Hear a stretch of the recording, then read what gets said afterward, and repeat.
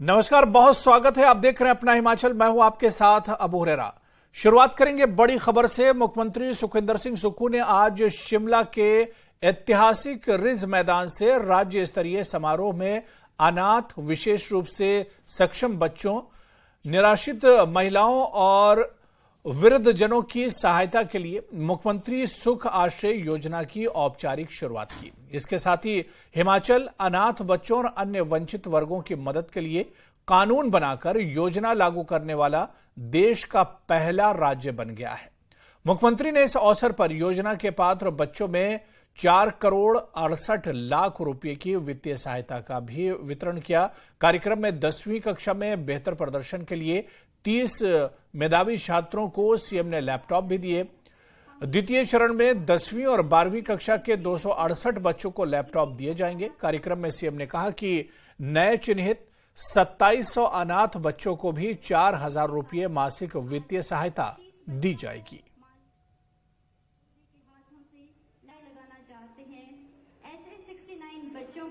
और जब मैं टूटी गंडी पहुंचा तो मैंने उन प्यारे बच्चों से बहुत कुछ सीखा। कैसे वो आपसी भाईचारे में रह रहे हैं। मैंने उनके दिल को पढ़ा। उन्होंने मुझसे कुछ नहीं कहा, उनके दिमाग को पढ़ा और मेरे मन में उसी समय एक ऐसी स्थिति पैदा हुई कि जाकर मैं कोई ऐसा फैसला करूं जिससे ये बच्चे अपने जीवन में अपने पैरों पर खड़े हो सके। और आज जब मैं आपके बीच में इसी रिज मैदान पर खड़ा होकर आपसे बातचीत कर रहा हूं, मैं खुद को और मेरी सरकार खुद को बड़ा गौरवान्वित महसूस कर रही है। हमने हिंदुस्तान का पहला ऐसा कानून बनाया। ये कानून सिर्फ हिमाचल प्रदेश में उन बच्चों को लिए बनाया गया जो बच्चे जिनके ना माता है ना पिता है, कि उनको कैसे उनको अधिकार दिया जाए। आज कानून के अधिकार के तहत आपको यह अधिकार दिया गया है कि आप चिल्ड्रन ऑफ द स्टेट, राज्य के बच्चे कहलाएंगे। सरकार ही माता है, सरकार ही पिता है।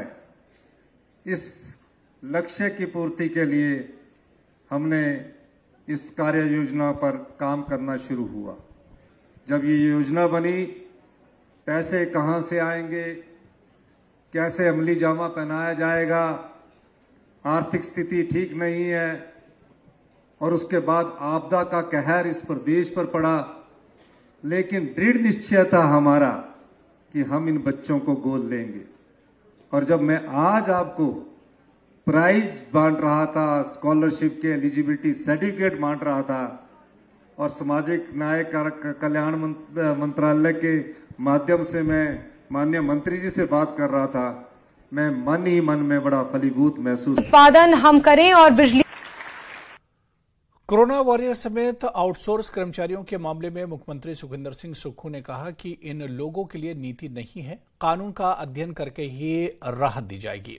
कोविड वॉरियर्स पर भी सरकार विचार कर रही है, लेकिन ओम प्रकाश चौटाला की तरह सरकार गलती नहीं करेगी। उन्होंने पेपर लीक मामले को लेकर कहा कि जांच जारी है, पूर्व सरकार ने व्यवस्था को खराब कर दिया है।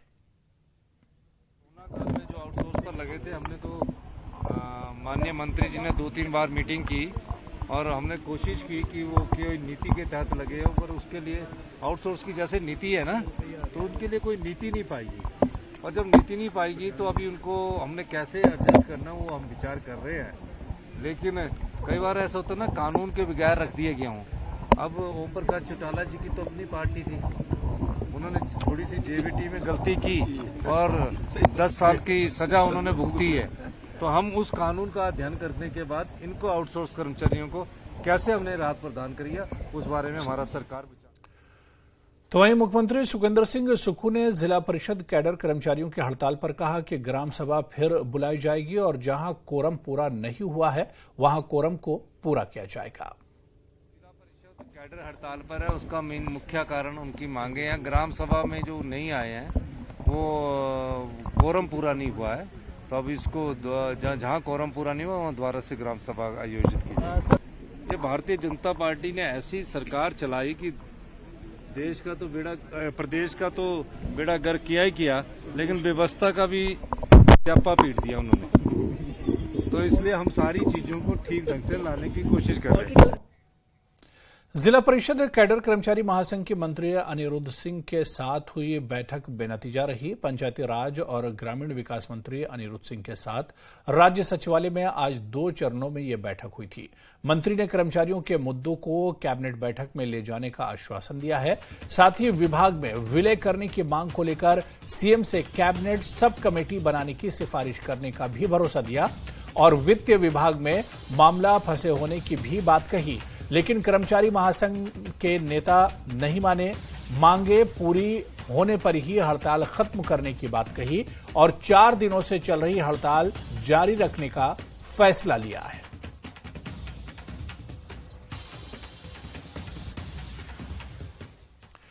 शिमला से बड़ी खबर है, जहां एसएमसी शिक्षकों से मिलने पहुंचे शिक्षा मंत्री रोहित ठाकुर मांगों पर विचार करने का आश्वासन दिया है। सीएम से मिले बिना जाने को तैयार नहीं एसएमसी शिक्षक।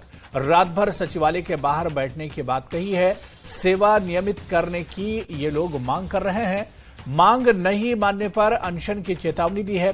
सुबह से ही सचिवालय के बाहर डटे हैं एसएमसी अध्यापक।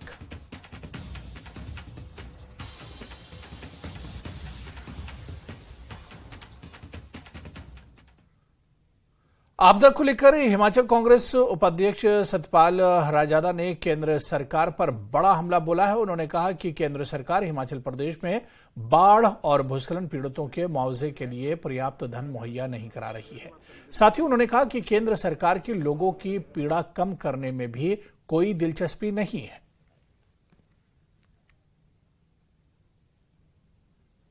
क्या इलेक्शंस में ही हिमाचल प्रदेश याद आता है?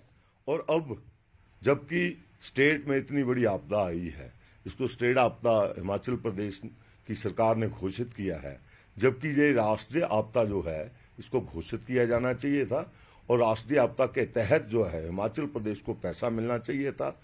और सबसे बड़ी बात यह है कि इस दुख की घड़ी में अगर नरेंद्र मोदी जी इसको राष्ट्रीय आपदा घोषित करके हिमाचल प्रदेश को पैकेज नहीं दे रहे हैं, तो ये अपने आप ही तय हो जाता है कि जो नेता हिमाचल के बारे में नहीं सोचते हैं, तो आने वाले वक्त में ये जनता याद रखेगी कि जो हिमाचल के लोगों के नहीं है, हिमाचल के लोग भी उनको एक्सेप्ट नहीं करेंगे। न्यूज 18 से खास बातचीत में नेता प्रतिपक्ष जयराम ठाकुर ने सुक्खू सरकार पर हमला बोला और आपदा पीड़ितों को राहत बांटने में पक्षपात का आरोप लगाया है। इस बातचीत में जयराम ठाकुर कोविड वॉरियर्स और एसएमसी अध्यापकों के मामले में भी सरकार को कटघरे में खड़ा किया। इस वक्त हमारे साथ मौजूद है नेता प्रतिपक्ष और पूर्व मुख्यमंत्री जयराम ठाकुर। ठाकुर साहब, पिछले दिनों मुख्यमंत्री की तरफ से एक पैकेज घोषित किया गया आपदा को लेकर, हिमाचल प्रदेश को लेकर, और एक बात का फिर जिक्र हुआ कि केंद्र की तरफ से अगर अच्छी सहायता आई होती तो इससे कुछ और बेहतर कर पाते। देखिए, अभी तक 10 महीने का अगर इतिहास हम देखें वर्तमान सुक्खू सरकार का, उसमें जो बोला गया वो किया नहीं गया है। व्यवहारिक रूप से उसको अमली जामा अभी तक उसको हुआ नहीं है। एक भी चीज धरातल पर आज की तारीख में 10 महीने के इस कार्यकाल में जो बोली गई थी वो उतरी नहीं है। और ये भी बात सत्य है कि चुनाव से पहले जो गारंटियां दी थी, उन गारंटियों को कहा था कि 31 दिसंबर के बाद उनको हम लागू करेंगे, यानी कि सरकार बनने के बाद पहली कैबिनेट की पहली बैठक में हम निर्णय करेंगे। चाहे वो उस वक्त के लीडर ऑफ ऑपोजिशन थे, चाहे वो सुक्खू जी थे, तो सब लोगों ने बोले भाषण में। आज तक 10 महीने बीतने के बाद वस्तु स्थिति बिल्कुल उसके विपरीत है। इस बात को प्रदेश की जनता अच्छी तरह से जानती है। इसलिए जो पैकेज इन्होंने अनाउंस किया है, व्यवहारिक रूप से जब तक जमीन पर नहीं उतरा तब तक के लिए उस पर अभी तक भी, क्योंकि इनके कार्यशैली के कारण उस पर अपने आप स्वतः ही प्रश्न चिन्ह है। आज एसएमसी टीचर्स पहुंचे हैं, दोबारा से सचिवालय के बाहर हैं और मुख्यमंत्री से मुलाकात की कोशिश कर रहे हैं। सुबह पहुंच गए थे और डिमांड यही कर रहे हैं कि जिस प्रकार से कंप्यूटर टीचर्स या और लोगों को रेगुलर किया है, इनके लिए भी पॉलिसी हो। देखिए, एसएमसी टीचर ने हिमाचल प्रदेश में ऐसी जगह अपनी सेवाएं दी हैं जहां टीचर नहीं जाते थे। हिमाचल प्रदेश की जो ज्योग्राफिकल कंडीशन है, जो भौगोलिक परिस्थितियां हैं, कुछ एक इलाके ऐसे हैं वहां पर सरप्लस टीचर है या जितनी पोस्टें हैं उतने टीचर हैं, लेकिन कुछ एक इलाके ऐसे हैं जहां पर 10 पोस्टों के अगेंस्ट जो है 1 टीचर है, 2 टीचर है। ये इसी सारी चीज को ध्यान में रखते हुए जहां टीचर नहीं पहुंच रहे हैं वहां बच्चों का कैरियर प्रभावित न हो, बच्चों का कैरियर बर्बाद न हो, इस बात को सुनिश्चित करने के लिए एसएमसी टीचर की अपॉइंटमेंट की गई थी। और हमारी सरकार ने एक नीतिगत फैसला लिया था। एक तो निर्णय यह किया कि एसएमसी टीचर को ट्रांसफर के माध्यम से नहीं रिमूव करेंगे, और न किया हमने, एक भी नहीं किया। दूसरी बात, हमने ये बात कही कि उनका मानदेय भी बढ़ाया और मैटरनिटी लीव का जो है उसका प्रोविजन उसमें जोड़ा, और सबसे बड़ी बात है कि उनका भविष्य सुरक्षित रखने के लिए उस दृष्टि से नीति को बनाने की दिशा में हम आगे बढ़े। कुछ चीजें उस वक्त की गई, कुछ चीजों को उस वक्त करने की जो है वो हमने गुंजाइश रखी थी। और मैं इस बात को कहना चाहता हूं कि अब जब आज की तारीख में एसएमसी टीचर यहां पर आकर के अपनी मांग कर रहे हैं, उनकी बात को सुनना चाहिए। उनको निकालने का क्रम शुरू कर दिया है, उनको हटाने का क्रम शुरू कर दिया है, उनके वहां पर जिस प्रकार से जो इश्यूज हैं, जो मांगे हैं, उनको पूरा करने की दृष्टि से मुझे नहीं लगता कि कांग्रेस पार्टी की सरकार सुक्खू जी के नेतृत्व में उन सारे विषयों को लेकर के विचार करेगी। आउटसोर्स के भी कोविड वॉरियर को निकाल दिया है, बाकी औरों के कुछ एक, चाहे वो आईपीएच की बात है, पीडब्ल्यूडी की बात है, रिन्यू कॉन्ट्रैक्ट काफी लोगों के नहीं हुए हैं। और मुख्यमंत्री जी की स्टेटमेंट है कि हम आराम से चीजों को पढ़ेंगे, समझेंगे, वो स्थिति नहीं आने देंगे जिस प्रकार से हरियाणा में चौटाला जी की स्थिति है। देखिए, मैं एक बात बड़ी स्पष्ट कह रहा हूं कि आउटसोर्स में जो लगे हुए हैं, और खासतौर से जो कोविड वाली सिचुएशन जिसको मैं कह सकता हूं, वो बहुत पर्टिकुलर ऐसी एक स्थिति थी जहां उन कोविड में लगे हुए स्टाफ, नर्सिज हैं, फार्मासिस्ट हैं, वार्ड बॉयज हैं, सफाई कर्मचारी हैं, उन सब ने बड़ी कठिनाई में काम किया है। यानी कि जिंदगी को जोखिम में डाल करके दूसरे की जिंदगी को बचाने का काम किया है। जब परिवार के सदस्य के बाद परिवार का सदस्य एडमिट था, लेकिन परिवार का आदमी भी उनको नहीं मिलने जाता था, तो यही बच्चे थे जिन्होंने उनकी सेवा की है, उनका इलाज किया है, उनकी मदद की है। इसलिए ये सेवाएं बहुत अलग तरह से, इनको उस तरह से देखना नहीं चाहिए। हमने ये तय किया था कि ये कोविड वॉरियर जो है इनको रिमूव नहीं करेंगे, इनको बिल्कुल भी इनकी सेवाओं को अवरुद्ध नहीं करेंगे। दूसरी बात, हम इनको हर महीने जो है वो पैसा भी बढ़ाया हमने इनका, और उसके साथ हर महीने इनको सैलरी देते रहे। पिछले मार्च 31 मार्च के बाद इनकी 6 महीने से 7 महीने से सैलरी नहीं मिली। एक तो बात यह है। चाहे बात एसएमसी टीचर्स की हो या आउटसोर्स कर्मचारियों की, इनका कहना है कि मानवीय दृष्टिकोण को ध्यान में रखकर ही सरकार फैसला करे। वीडियो जर्नलिस्ट दीपक के साथ राजेंद्र शर्मा, न्यूज 18 हिमाचल। आगे बढ़ेंगे। प्रदेश बागवानी मंत्री जगत सिंह नेगी ने पूर्व मुख्यमंत्री जयराम ठाकुर के दावे पर निशाना साधा है। उन्होंने कहा कि जयराम ठाकुर बताएं कि केंद्र सरकार ने हिमाचल प्रदेश में आई प्राकृतिक आपदा में कितने राहत पैकेज दिए हैं। जो भी राहत राशि मिली वो राष्ट्रीय आपदा में मिलने वाली सालाना राशि ही मिली है। साथ ही उन्होंने ये भी कहा कि मुख्यमंत्री सुखविंदर सिंह सुक्खू ने जो राहत पैकेज दिया है वो हिंदुस्तान में किसी और मुख्यमंत्री ने नहीं दी। पूर्व मुख्यमंत्री बहुत कुछ कहते हैं, परंतु उनके कहने में कितना तर्कसंगत है ये हमें देखने की बात है। केंद्र सरकार ने कौन सा राहत पैकेज दिया है वो बताते तो है नहीं। अभी तक जो भी केंद्र सरकार से हमें राहत, ये जो नेशनल डिजास्टर रिस्पांस फंड में मिला है, वो हमारा जो सालाना किस्त आता है उसी का एडवांस मिला है। कोई अतिरिक्त जो है कोई पैकेज अभी तक प्राप्त नहीं हुआ है। तो ऐसे में उनको फैक्ट्स जो अगर है तो उनको बताना चाहिए कि कौन से पैकेज अभी तक दिया गया है। पैकेज की तो बात दूर है, प्रधानमंत्री जी ने एक भी शब्द जो है हिमाचल प्रदेश के आपदा की घड़ी में जो है बात नहीं किया है। पार्लियामेंट के अंदर उन्होंने बात नहीं की है। प्रेस कॉन्फ्रेंस तो प्रधानमंत्री जी करते नहीं है, आज तक किया हुआ रिकॉर्ड भी नहीं है।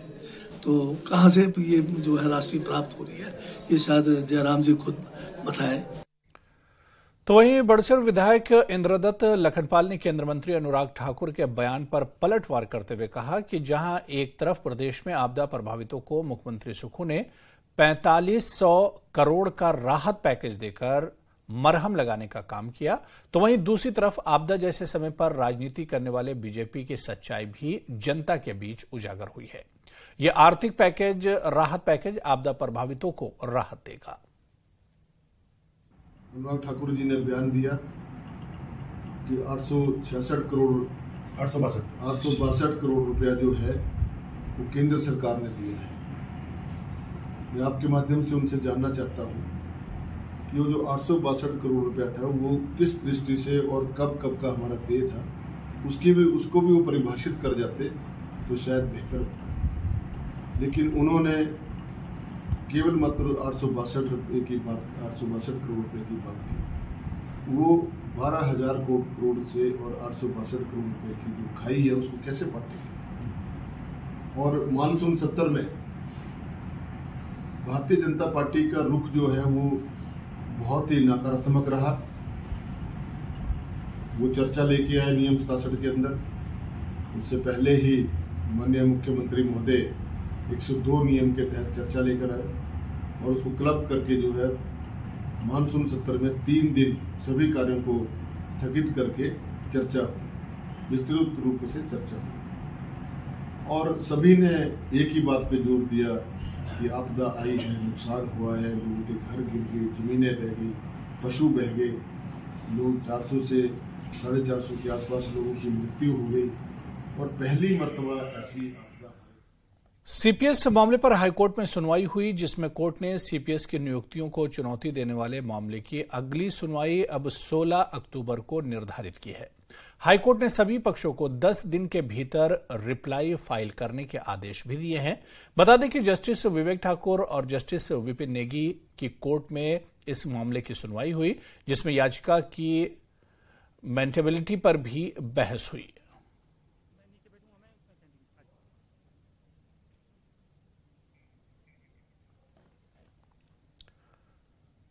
शिमला में आईजीएमसी के 31 सुरक्षाकर्मियों को नौकरी से निकाले जाने के बाद प्रदर्शन जारी है। सुरक्षाकर्मियों ने चेतावनी दी है कि अगर निकाले गए कर्मियों को वापस नौकरी पर नहीं लिया गया तो आंदोलन तेज होगा। आज प्रदर्शनकारियों ने आईजीएमसी परिसर में ही प्रदर्शन करने की कोशिश की थी, लेकिन पुलिस ने उन्हें इसकी अनुमति नहीं दी।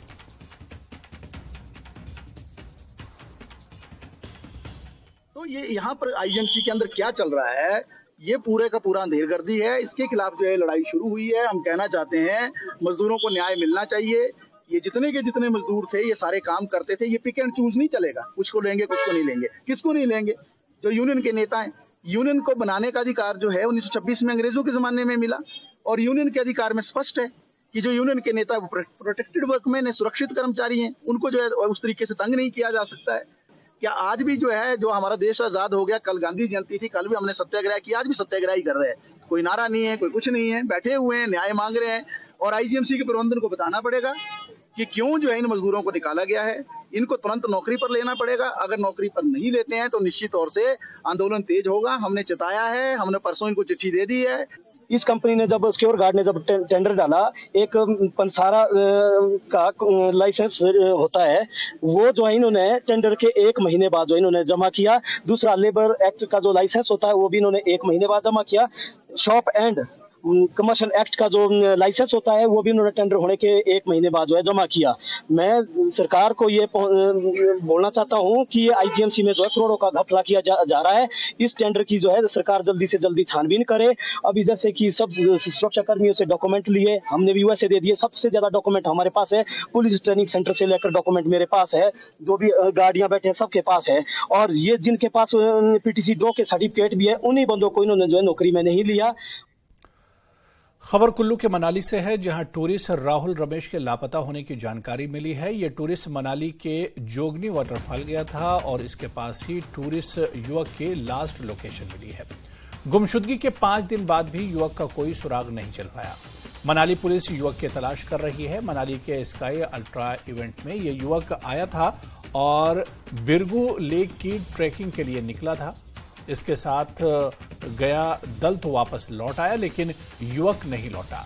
लापता युवक दिल्ली के मयूर विहार का रहने वाला है और बेंगलुरु में नौकरी करता था।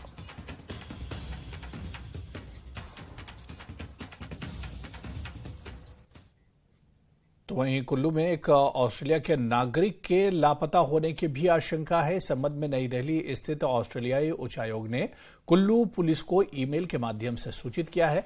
लापता ऑस्ट्रेलियाई नागरिक जॉन रॉयस्टन का आखिरी बार संपर्क अपने दोस्त से 2 जुलाई को भूंतर से हुआ था, जब उसने ऑस्ट्रेलिया में अपने दोस्त को कहा था कि वो अगले दिन पिन पार्वती पास पर ट्रैकिंग करने की तैयारी कर रहा है। इसके बाद उसका कोई पता नहीं है। पुलिस ने ऑस्ट्रेलिया के नागरिक की तलाश शुरू कर दी है। हमें ऑस्ट्रेलियन हाई कमीशन से इंफॉर्मेशन मिली है about Australian national mister John Royston, जिनके पास डुअल नेशनलिटी है, ऑस्ट्रेलियन एंड ब्रिटिश, कि वो उन्होंने अपने परिवार को, अपने परिजनों को ये इंफॉर्मेशन दी थी कि वो पिन पार्वती का ट्रैक करना चाहते हैं।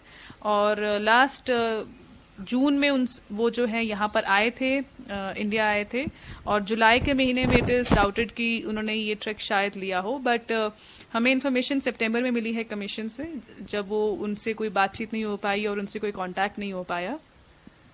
तो कमीशन ने हमें इन्फॉर्मेशन दिया है और हमने अपने सभी थानों को, खासकर मणिकरण एरिया, जो ये ट्रैक जहाँ पर प्रोबेबल ये ट्रैक रूट है, जहाँ उनकी लोकेशन हो सकती है, वहाँ पे ये उनकी फ़ोटो और उनकी इन्फॉर्मेशन शेयर की है। हमारे पास ज़िले में उनकी प्रेजेंस का या उनके रजिस्ट्रेशन का कोई रिकॉर्ड नहीं है, लेकिन based on his last conversation जो उन्होंने अपने परिवार से की है कि वो ये ट्रैक करना चाहते थे, उसके आधार पर जो है हमने सभी SHOs को, खासकर मणिकरण एरिया में, उनको ढूंढने की प्रक्रिया जारी की। जसवा परागपुर विधानसभा क्षेत्र से विधायक बिक्रम ठाकुर ने जन कल्याण सभा कोटला बेहर की ओर से सीएम आपदा राहत कोष में 4 लाख रुपए का चेक दिया है। उन्होंने मुख्यमंत्री सुखविंदर सिंह सुक्खू को इसका चेक सौंपा।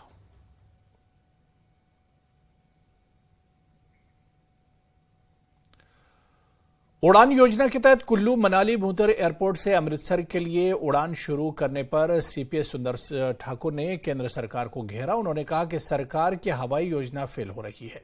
सरकार को चंडीगढ़ दिल्ली को जोड़ना चाहिए था। इससे चंडीगढ़ PGI इलाज करवाने वालों को सस्ती हवाई यात्रा की सुविधा मिलती।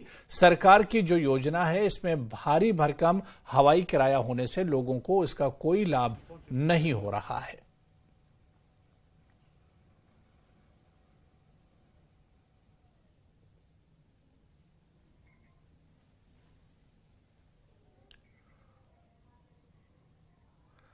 देहरा के निर्दलीय विधायक होशियार सिंह ने अपना जन्मदिन आपदा प्रभावित पंचायत धंगड़ के बच्चों के साथ सादगी के साथ मनाया।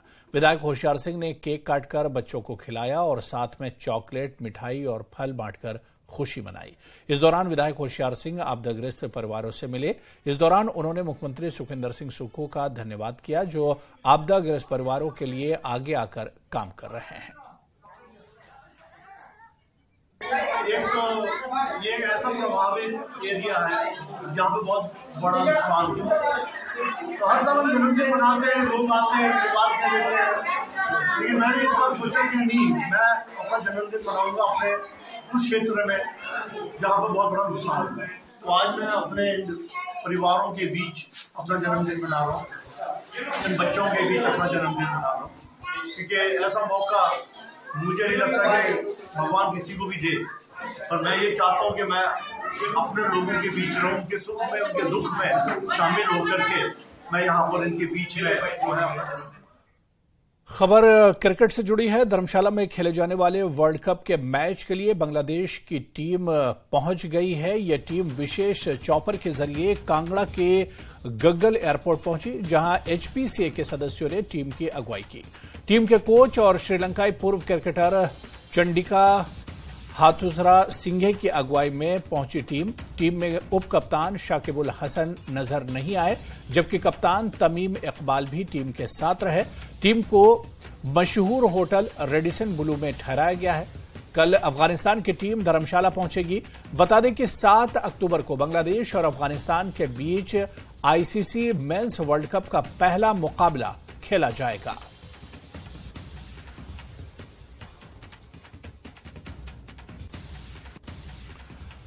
तो धर्मशाला में वनडे वर्ल्ड कप मैचों को लेकर जिला पुलिस ने भी तैयारियां मुकम्मल कर ली हैं। 3 दिन के बाद धर्मशाला में क्रिकेट का महाकुंभ होना है और एक बड़ा मुकाबला यहां पर होगा। इसके लिए वीआईपी, वीवीआईपी और देश विदेश से सैकड़ों सैलानियों के आने की उम्मीद है। अगले 1 महीने तक धर्मशाला में हाई सिक्योरिटी की जरूरत के मद्देनजर एएसपी हितेश लखनपाल और एएसपी सिटी वीर बहादुर ने धर्मशाला शहर की सुरक्षा व्यवस्था का मुआयना किया। एएसपी हितेश लखनपाल की माने तो मैचों के दौरान हिमाचल पुलिस बेस्ट परफॉर्म करने वाली है। खिलाड़ियों के ठहरने के स्थान, एयरपोर्ट, रूट ड्यूटी के लिए पुलिस जवानों को ब्रीफ किया जा रहा है। धर्मशाला में इस बार वर्ल्ड कप के जो है 5 मैच हो रहे हैं। उसी सिलसिले में कल जो है बांग्लादेश की टीम अराइव कर रही है। उसी कड़ी में आज हमने यहाँ फोर्स ब्रीफिंग रखी है। जो प्लेस ऑफ स्टे है और एयरपोर्ट है, रूट ड्यूटीज़ हैं, उनको ब्रीफ किया जा रहा है और हिमाचल पुलिस जो है अपना बेस्ट जो इस परफॉर्म करेगी। साथ ही साथ ट्रैफिक को व्यवस्था को अच्छे बनाए रखने के लिए और रूट ड्यूटीज़ को प्रॉपर ब्रीफ किया जा रहा है। पार्किंग के लिए हमारे डेजिग्नेटेड एरियाज़ हैं, जैसे कि आपको मालूम है पुलिस ग्राउंड है, दाड़ी ग्राउंड है, जोरावर स्टेडियम है, फुटबॉल स्टेडियम है। एक और हम आइडेंटिफाई कर रहे हैं पार्किंग प्लेस और HPCA भी डिफरेंट जगह से जो है शटल बसेस चलाई जा रही है। तो चलिए, इस बुलेटिन में अभी फिलहाल इतना ही, लेकिन न्यूज़ 18 JKLH पर खबरों का सिलसिला लगातार जारी रहेगा। नमस्कार।